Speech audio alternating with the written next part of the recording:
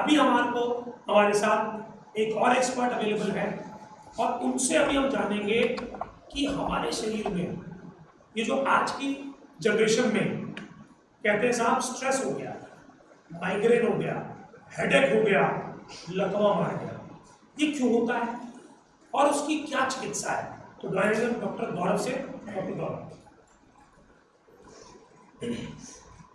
नमस्कार, मैं डॉक्टर गौरव चौधरी। आज हम जानेंगे, जैसे अब डिस्कस कर रहे हैं कि लाइफस्टाइल में जो भी डिजीजेज होती हैं उनके बारे में जो भी डिस्कशन चल रहा है, तो मैं उसमें ऐड ऑन करना चाहूँगा कि मेनली अभी जो सामने आ रही है डिजीज, उनमें हम ऐड ऑन कर सकते हैं माइग्रेन।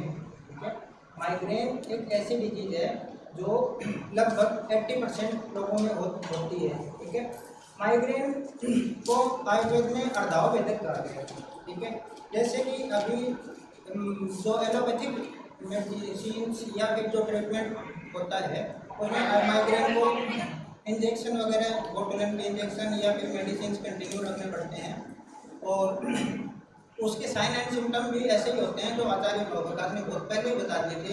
जैसे अभी के जो हम बात करते हैं चिकित्सा पद्धति की, उसमें बताया जाता है कि माइग्रेन 2 टाइप से होता है, जिसमें ओरा प्रेजेंट होता है या फिर एब्सेंट होता है। ठीक है, ओरा का क्या मतलब है, अगर किसी के माइग्रेन हो रहा है तो उसमें उसको लगा जिस दिन उसको माइग्रेन के एपिसोड्स आएंगे उस दिन उससे पहले कुछ समय पहले 20 से 25 मिनट का उसको ऐसे लगेगा कि उसकी आंखों के सामने बिजली जैसा दिखाई देना या फिर फ्लैशिंग लाइट्स दिखाई देना, तो इसको बोलते हैं ओरा। ठीक है, ओरा के साथ में माइग्रेन होना। ठीक है, तो इसके लिए आचार्य प्रकाश ने बताया कि असनी निभम, जैसे आग के समान चिन्ह दिखाई देना आंखों के सामने, तो ये बहुत पहले की रिसर्च हो चुकी है।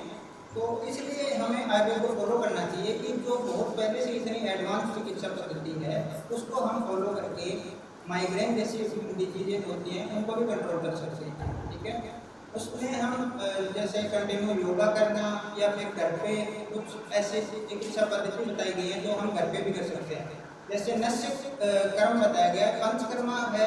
पंचकर्मा के नाम से आप जानते हैं कि आयुर्वेद को जोड़ा जा रहा है, तो पंचकर्मा में एक थेरेपी होती है नस्य कर्म, जैसे जिसे बोला जाता है नासा ही शीर्षों द्वारा। अपना जो सिर होता है उसका द्वार होता है नाक, तो उस नाक के द्वारा हम कोई दवाई देते हैं या फिर कुछ लिक्विड या फिर ऐसे जो तेल या फिर औषधियों का चूर्ण डाला जाता है, तो वो डायरेक्ट क्या करता है, सिर पे काम करता है। ठीक है, सिर से रिलेटेड जितनी भी डिजीजेज होती हैं जैसे माइग्रेन है या फिर उसके अलावा उसके अलग अलग जैसे क्लस्टर हेडेक होता है, अलग अलग जितने भी टाइप्स होते हैं उनमें अलग अलग घरेलू नुस्खों के हिसाब से हम उनको फॉलो करके माइग्रेन को कंट्रोल कर सकते हैं। ठीक है, उसके अलावा योगा है, जैसे प्राणायाम जिसमें अनुलोम विलोम, कपालभाति, भस्त्रिका, शीतकारी ऐसे योगा कर सकते हैं।